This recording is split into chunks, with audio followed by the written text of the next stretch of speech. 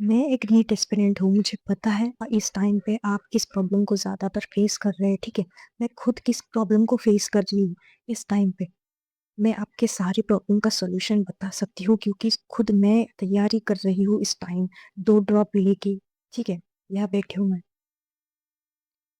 तो प्लीज़ फालतू की वीडियो देखना बंद करें और अगर अगर आप मेरे से आपकी प्रिपरेशन और मेरी प्रिपरेशन अगर रिलेट होती हो तब भी आप मेरी वीडियो देखिए, ठीक है? ऐसी कोई ज़बरदस्ती होंगी इस टाइम पर ज़्यादातर लोग वीडियो नीट के नीट के रिलेटेड वीडियो अपलोड करने का ये टाइम लोग सही समझते हैं क्योंकि इस टाइम ज़्यादा से ज़्यादा स्टूडेंट्स मूर्ख बनते हैं क्योंकि टाइम बहुत कम बचा होता है।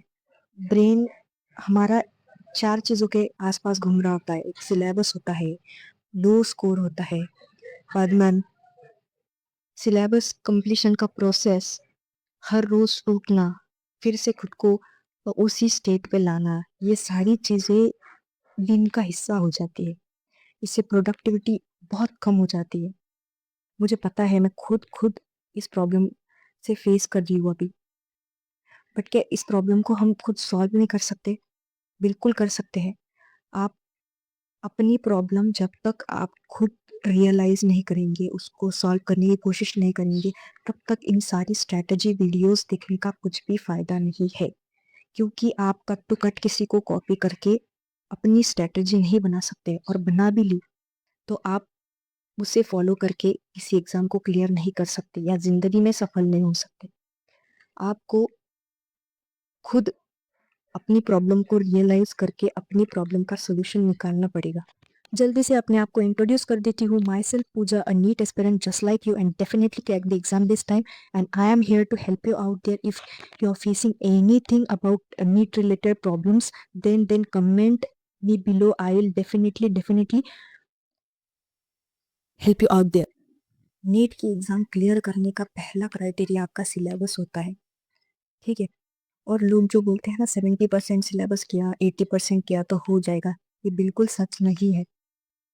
आपको पूरा सिलेबस ढंग से करना पड़ेगा क्योंकि किस टॉपिक से क्या सवाल आए हम कुछ भी नहीं बता सकते क्योंकि पिछले 3 साल से मैं खुद एग्ज़ाम दे रही हूँ। पता है कितना वेरिएशन आ रहा है पेपर में हर साल।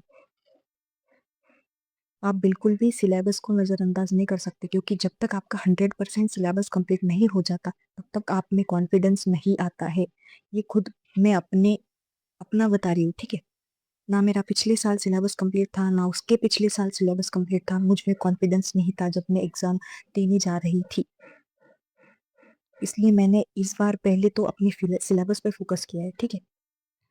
तुम सोचो, मैंने ऑलरेडी एक बार सिलेबस करके भी मुझे आज ये क्वेश्चन आ रहा है कि कुछ भी अगर मैं देखने देखने जाती हूँ रिवाइज करते टाइम की, तो मुझे वो चीज़ मिसिंग लगती है, ठीक है? कहीं तो भी मिसिंग लगती है कि मैंने कब किया था ये।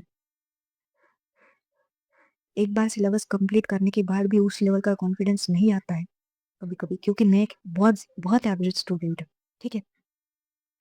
और मैं ये मान के चलती हूँ कि ये वीडियो जो देखा है वो सारे एवरेज एवरेज स्टूडेंट ही है, ठीक है?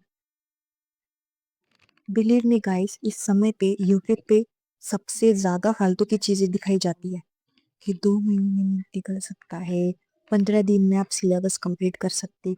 ये सारी चीज़ें फेक है यार।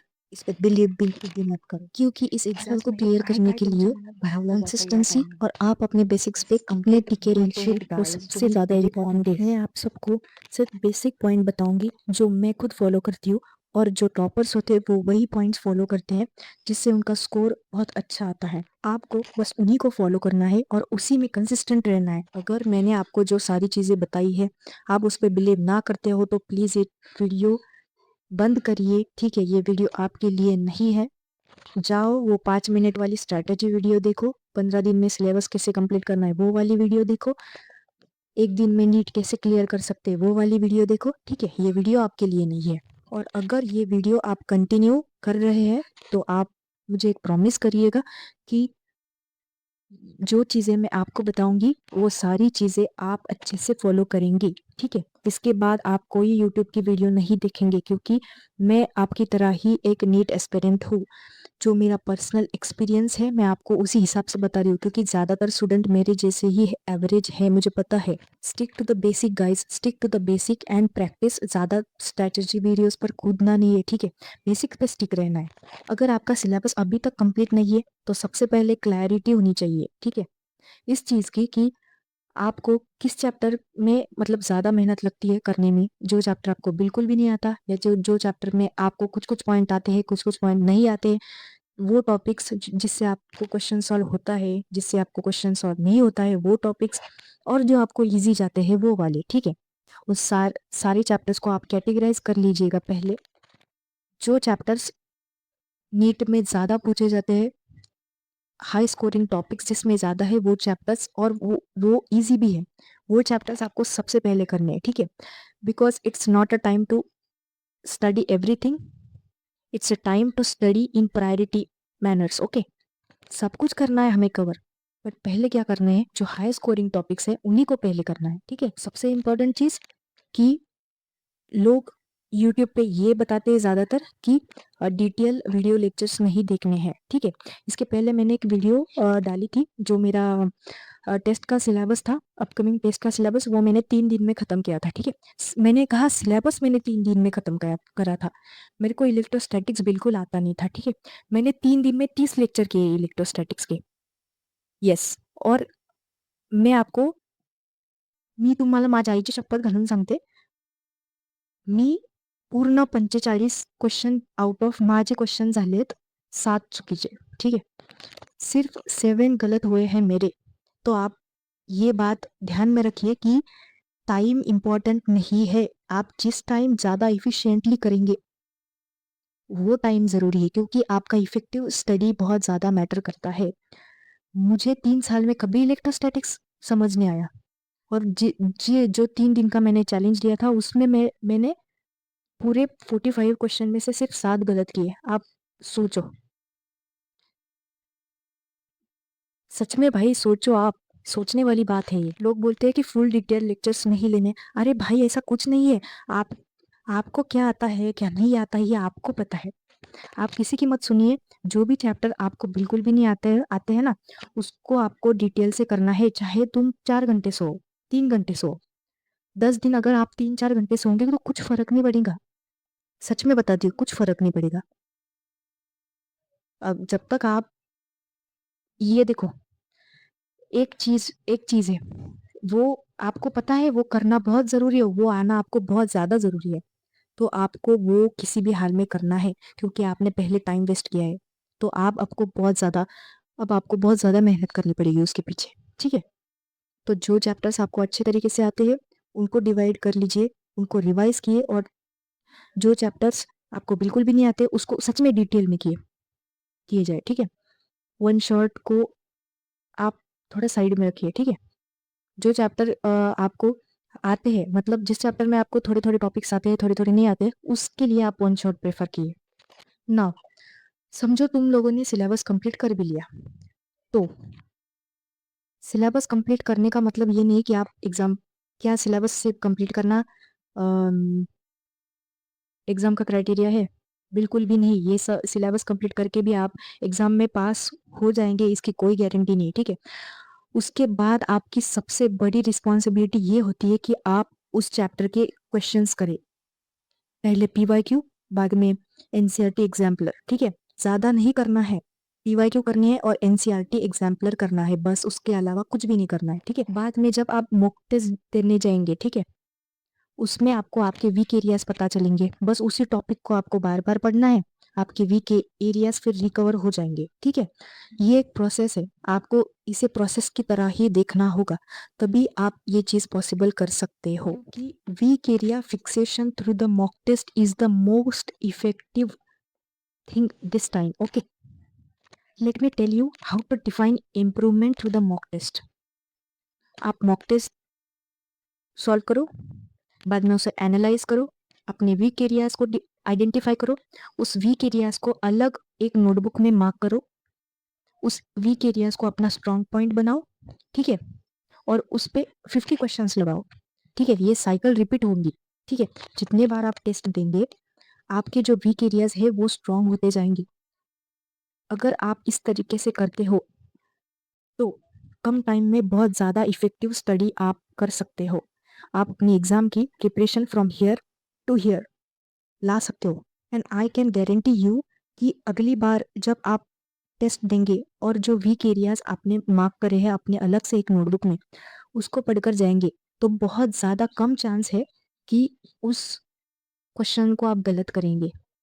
और कुछ ऐसे ऐसे टॉपिक भी होंगे जो आप हमेशा पाते हो अपने मॉक टेस्ट में, बट आप हमेशा उस पे क्वेश्चन गलत करते हो। कुछ कुछ ऐसे टॉपिक ज़रूर होंगे क्योंकि मेरे साथ ये चीज़ होती है। तो मैं क्या करती हूँ पता है, अपनी मिस्टेक नोटबुक में अलग से उसको मार्क करती हूँ। ठीक है, और सबसे इम्पोर्टेंट बात, एनसीईआरटी की कुछ कुछ लाइन है फ्रॉम ऑर्गेनिक और बायो जो कि याद बिल्कुल नहीं रहती है, बट एग्जाम में बहुत बार उनसे क्वेश्चंस आए हैं। उन एग्जाम को आप अपनी नोटबुक में नोट कर सकते हो। मैं खुद ऐसा करती हूँ। इससे क्या होगा, जब वो चीज और उसको रोज पढ़ने से आपके दिमाग में एकदम अच्छे से बैठ जाएंगी वो। इससे क्या होगा, आपकी बहुत सारी गलतियां आप मिनिमाइज करेंगे। अपने अगली मॉक टेस्ट में आपको वो याद रहेगा। और इस टाइम पे आपके पास एक फॉर्मूला कॉपी जरूर होना जरूरी है जिसमें सारे फार्मूलाज हो, फिजिक्स के, फिजिकल केमिस्ट्री के। ठीक है, ये चीज आप अगर करते हैं तो आपका 50% काम हो जाता है।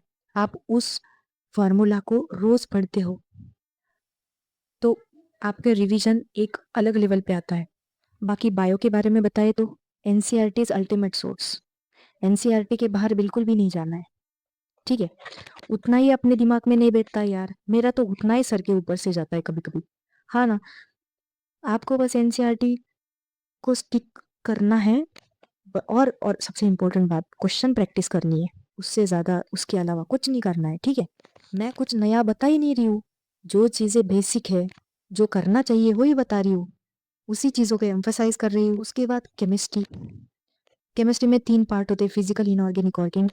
फिजिकल केमिस्ट्री को थोड़ा बहुत फिजिक्स की तरह ही ट्रीट करना है। ठीक है, सारे फार्मूलाज एक अलग आप अलग नोटबुक में लिख लो। ठीक है, फार्मूला शीट बना लो। और एनसीईआरटी अभी मत पढ़ो। ठीक है, एनसीईआरटी फिजिकल केमिस्ट्री में एनसीईआरटी पढ़ने का कोई ज़्यादा मतलब नहीं है। ठीक है, क्योंकि टॉप रैंक से पहले हमें सिलेक्शन इंपॉर्टेंट है, तो हम बेसिक चीज़ें पहले करेंगे। ठीक है, अगर टाइम बचता है तो बाद में चीज़ करेंगे वो। उसके बाद ऑर्गेनिक, सारी रिएक्शंस आपको एक जगह लिखनी नहीं है।